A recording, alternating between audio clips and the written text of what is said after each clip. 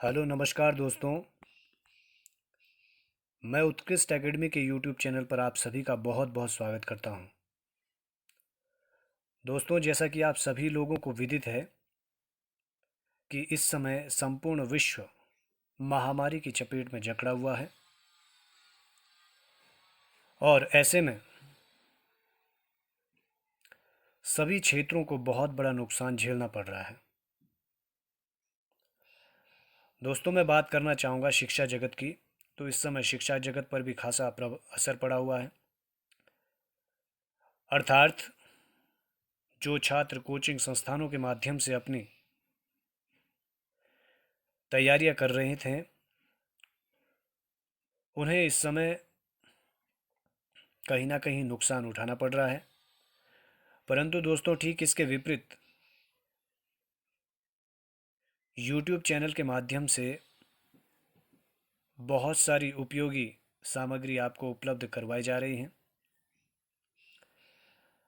अर्थात हमारा भी उत्कृष्ट एकेडमी का शुरू से यहाँ प्रयास रहा है कि YouTube चैनल के माध्यम से हम आपके सामने परीक्षोपयोगी सामग्री लाते रहें। दोस्तों, आज मैं उत्तराखंड विषय में पत्रकारिता से संबंधित एक महत्वपूर्ण टॉपिक आपके सामने लेकर आया हूँ और ये पत्रकारिता का एक छोटा सा हिस्सा है। अर्थात पहाड़ संस्था या पहाड़ पत्रिका के बारे में आज हम चर्चा करेंगे। तो आइए चलिए दोस्तों, पहाड़ संस्था एवं पत्रिका के बारे में चर्चा शुरू करते हैं। दोस्तों, यदि पहाड़ संस्था के पूर्ण नाम की बात की जाए तो पहाड़ संस्था का पूर्ण नाम people association for Himalaya areas research है। दोस्तों, पहाड़ पत्रिका या संस्था से अब उत्तराखंड के पेपरों में बहुत सारे प्रश्न पूछे जा रहे हैं। तो ये इसका दोस्तों पूर्ण नाम है people association for Himalaya areas research. यदि दोस्तों पहाड़ संस्था की बात की जाए तो पहाड़ जो संस्था है ये गैर लाभकारी संगठन है। अर्थात ये जो संस्था बनाई गई है ये किसी लाभ को लेकर नहीं है, किसी धन के लाभ अर्जित को लेकर नहीं बनाई गई है। यदि स्थापना की बात की जाए पहाड़ संस्था की तो 1983 1983 और 84, ये 1982 है दोस्तों, यहाँ पर 1982 और 83, 1982 एवं 83 में पहाड़ संस्था की स्थापना की गई थी। इसके साथ साथ एक महत्वपूर्ण बात है, 2008 एवं 9 में पहाड़ संस्था की सिल्वर जुबली भी मनाई गई थी। अर्थात 2008-9 में इसे 25 वर्ष पूर्ण हो गए थे।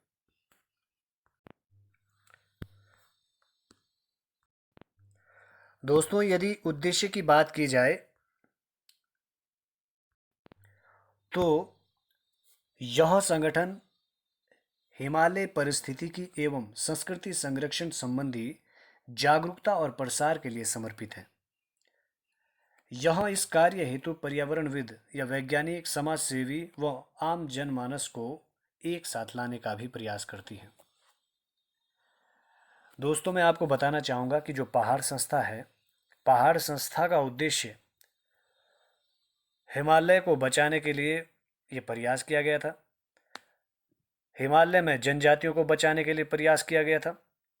इसके साथ साथ हिमालय से निकलने वाली अनेक जल धाराओं को भी इसके माध्यम से संरक्षण करने का प्रयास किया गया जा रहा है।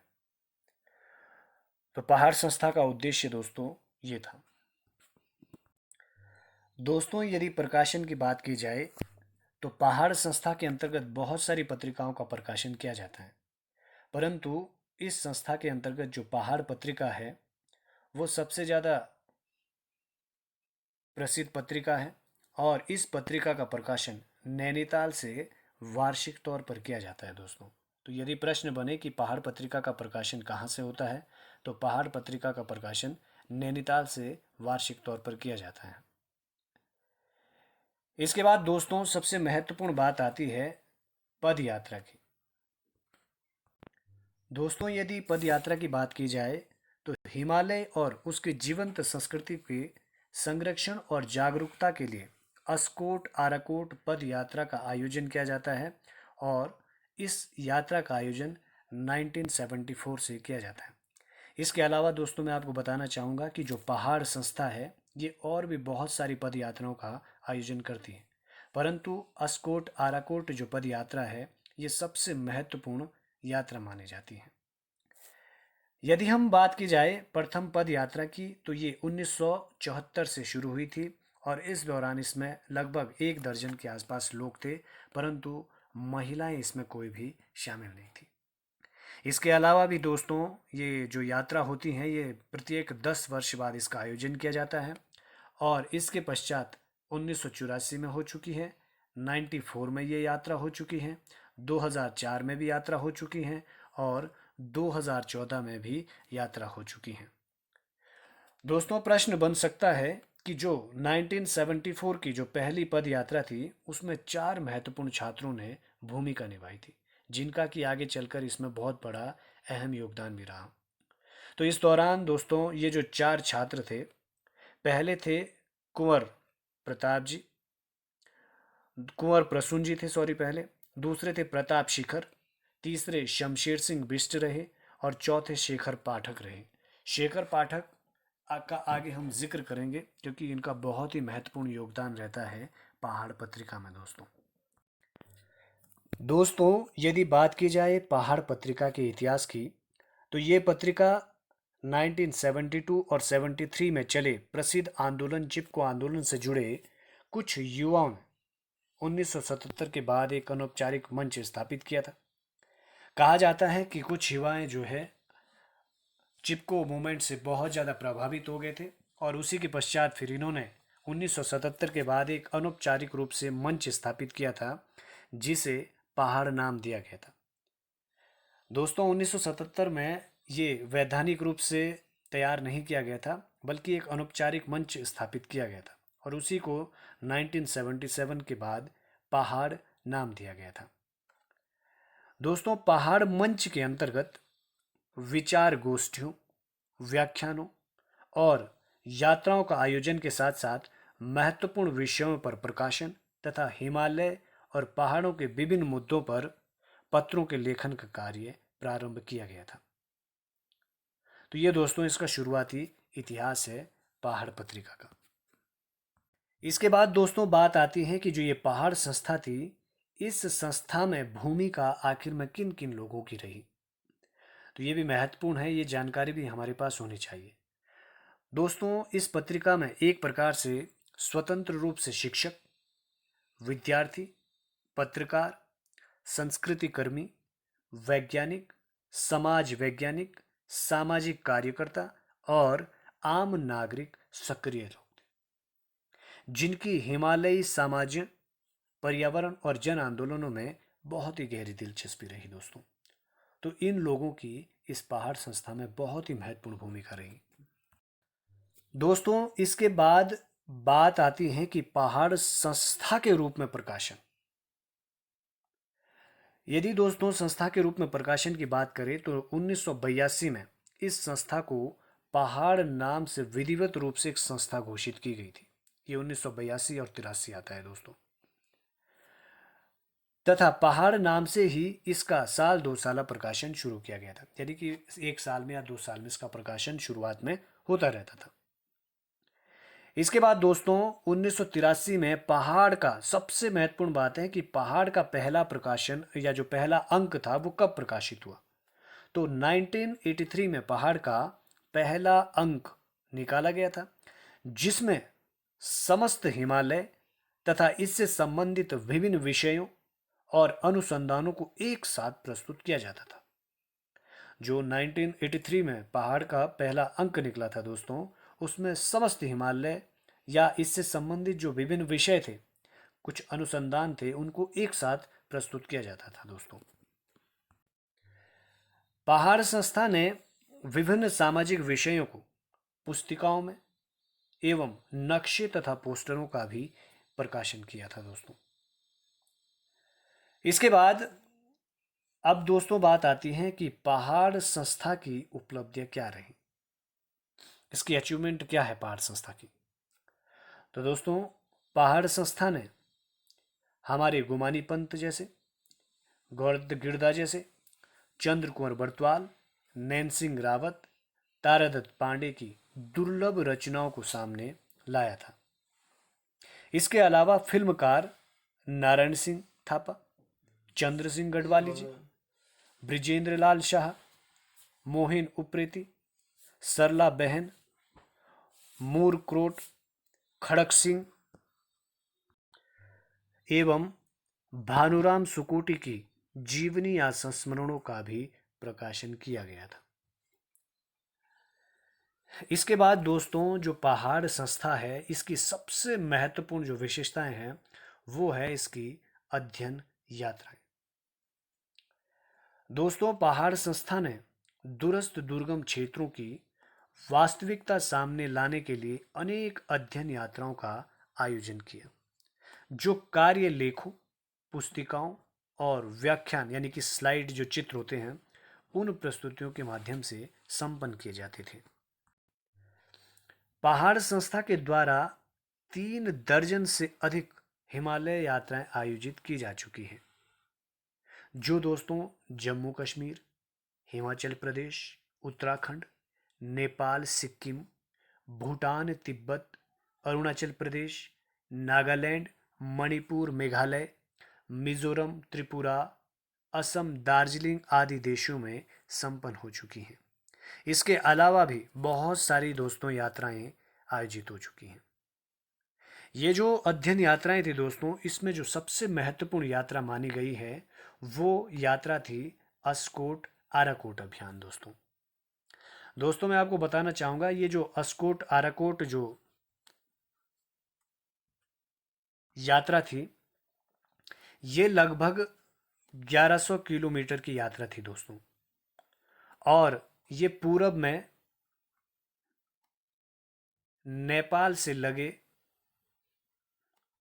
अस्कोट, ये जगह पड़ती हैं दोस्तों अस्कोट पिथौरागढ़ में, तो वहां से लगे, और पश्चिम में वहां से ये यात्रा होती थी अस्कोट से लेकर आराकोट। ये जो दोस्तों आराकोट है ये जगह पड़ती हैं उत्तरकाशी में, तो वहां तक की ये लगभग 1100 किलोमीटर की यात्रा थी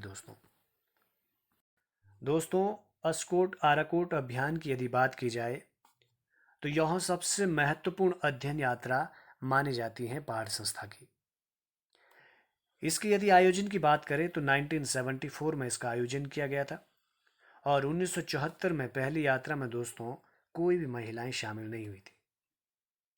इस यात्रा में लगभग 1 दर्जन, लगभग 12-13 लोग इसमें शामिल हुए थे दोस्तों। इस यात्रा के पश्चात ये प्रत्येक 10 वर्षों बाद ये यात्रा होती है। 1984 में यात्रा हुई, 1994 में यात्रा हुई, 2004 में यात्रा का आयोजन किया गया, और अभी जो लास्ट यात्रा थी वे 2014 में संचालित हो चुकी हैं। इसके बाद ये यात्रा अब 2024 में संचालित की जाएगी। दोस्तों 1984 से 2000 तक यह यात्रा लगभग 1150 किलोमीटर तथा 350 से अधिक गांव से होकर गुजर चुकी हैं। इसके अलावा दोस्तों आप याद रखेंगे, मैं पहले भी जिक्र कर चुका हूं कि अस्कोट आराकोट अभियान में 1984 में पहली बार महिलाएं इस यात्रा में शामिल हुई थी। यदि यात्रा पूछी जाए तो 1974 में यात्रा शुरू हुई थी, परंतु इस दौरान कोई भी महिलाएं इसमें शामिल नहीं हुई थी। 1984 से यानी कि जो दूसरी यात्रा थी उस यात्रा में पहली बार इसमें महिलाएं शामिल हुई थी। इसके बाद दोस्तों हमारे जो बड़े बड़े पर्यावरणविद रहे हैं तो उन्होंने भी इस यात्रा के विषय में अपनी अपनी टिप्पणियां रखी है। 1974 का जो अभियान था या उसकी जो शुरुआत थी उसके लिए सुंदरलाल बहुगुणा जी ने कहा था कि आज यात्रा गोमुख से निकलने वाली भागीरथी की पतली धारा की तरह है और धीरे धीरे यह फैलती जाएगी। तो यदि ये कथन, क्योंकि दोस्तों यदि आपको पता हो तो उत्तराखंड के पेपरों में अब इस तरह के कथन भी पूछे जा रहे हैं। तो आ सकता है कि किसने ये कथन कहा था, तो सुंदरलाल बहुगुणा जी ने ये अस्कोट अराकोट यात्रा के लिए इन्होंने कहा था। इसके अलावा जो 2014 की जो अस्कोट अराकोट अभियान था, इसके लिए चंडी प्रसाद भट्ट जी ने कहा था, या उन्होंने इसके लिए एक शब्द इस्तेमाल किया था, जंगम विश्वविद्यालय, अर्थात वॉकिंग यूनिवर्सिटी कहा था दोस्तों, यानी कि चलते फिरने वाली ये यात्रा है। दोस्तों, पहाड़ संस्था राहुल सांकृत्यायन स्मारक तथा गोपी मोहन झूसिया दमाई स्मारक व्याख्यान का भी आयोजन करवाता है। तो यदि प्रश्न बने कि राहुल सांकृत्यायन स्मारक एवं या कभी प्रश्न पूछा जाए गोपी मोहन झूसिया देसाई स्मारक का व्याख्यान का आयोजन कौन करवाता है, तो ये भी दोस्तों पहाड़ संस्था के माध्यम से किया जाता है।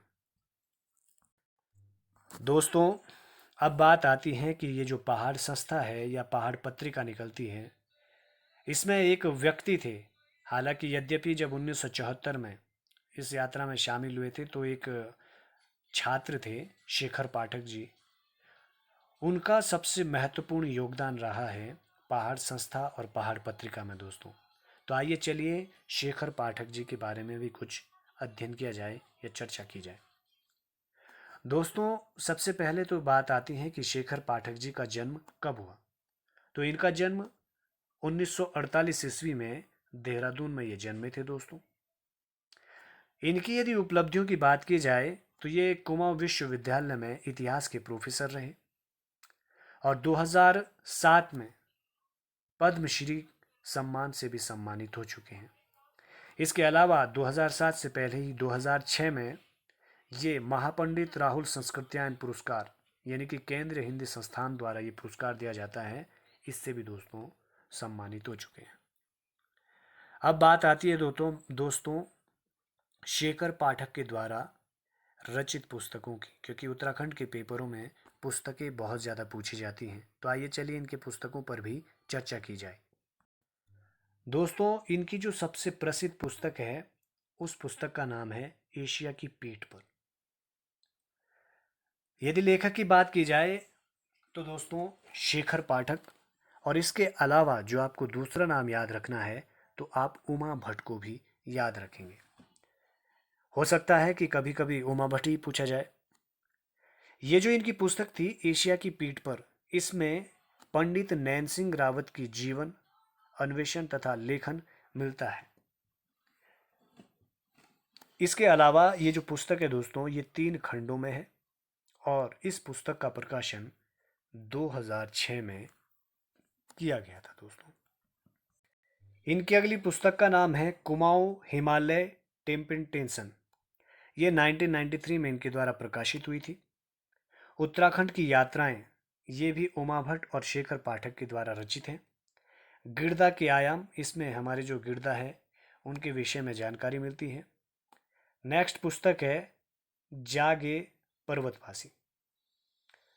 हरी भरी उम्मीद, पंडितों का पंडित। ये दोस्तों जो पंडितों का पंडित पुस्तक है ये नैन सिंह रावत जी की जीवन गाथाएं हैं। तो दोस्तों ये हमारा आज का महत्वपूर्ण टॉपिक था। उत्तराखंड की पत्रकारिता से जुड़ा हुआ एक पत्रिका थी पहाड़ पत्रिका या पहाड़ संस्था। यदि दोस्तों आपको हमारे द्वारा किया गया यह प्रयास अच्छा लगा हो तो आप हमारे YouTube चैनल को लाइक करें, सब्सक्राइब करें और बेल आइकन पर क्लिक ज़रूर करें ताकि आपको समय समय पर हमारे द्वारा लाई गई वीडियो उपलब्ध होती रहें। इसके अलावा दोस्तों नेक्स्ट वीडियो में मैं किसी अन्य महत्वपूर्ण पुस्तक के साथ आपके सामने मिलूँगा। तब तक के लिए दोस्तों नमस्कार।